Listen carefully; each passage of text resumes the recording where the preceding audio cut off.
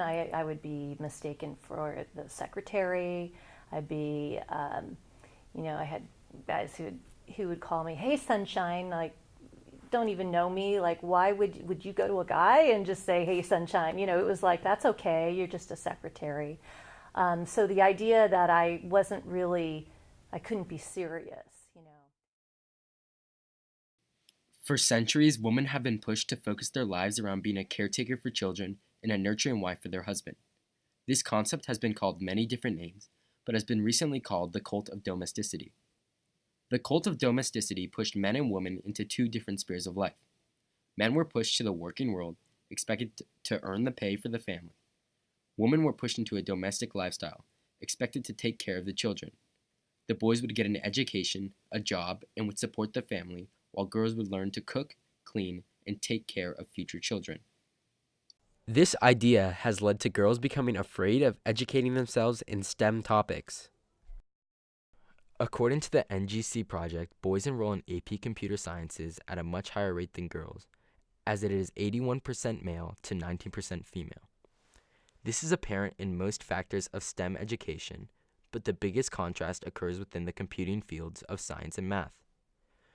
Research has led to the conclusion that girls do not participate in as many classes or programs as boys when the focus is computer science. When I went to school in my electrical engineering area, there were about 100 graduates total in the class, and less than 10% were women. So there were somewhere around 8 to 10 of us that graduated. The reality is that a lack of girls in STEM can lead to a lot of problems for the working world down the line. The issues of diversity and equity are often topics that come up for debate. I think diversity in general is helpful for the company, whether it be gender diversity or racial diversity, because it provides different perspectives into the challenges that we're trying to solve. And I mean, that's been proven time and time again that the companies that are more culturally diverse have better success rates because they are looking at things from different angles. A lack of diversity in the workforce can hurt America in more ways than expected. I do think there's problems. I think, if we flip it around a little bit and look at it from the standpoint of corporate America suffers.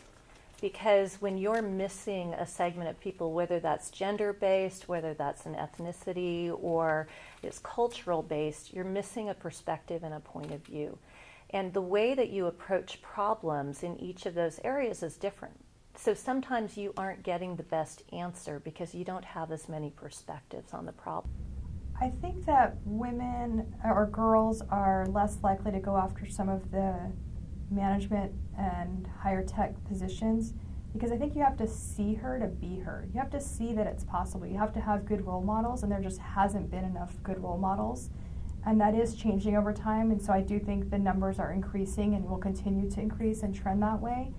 I also think that the reason why, now if I go back, I think the reason why those numbers were low to begin with are because the companies haven't traditionally had the right support for women to have families and be able to have that balance.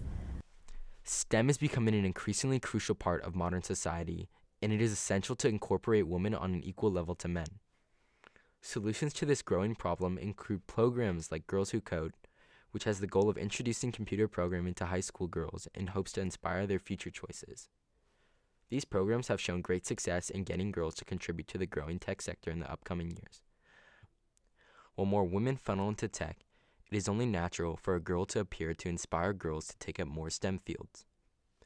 But this process takes time and can be furthered through initiatives to educate themselves through school. If girls start to make up more of a percentage in STEM education, then the gender gap will start to shrink faster.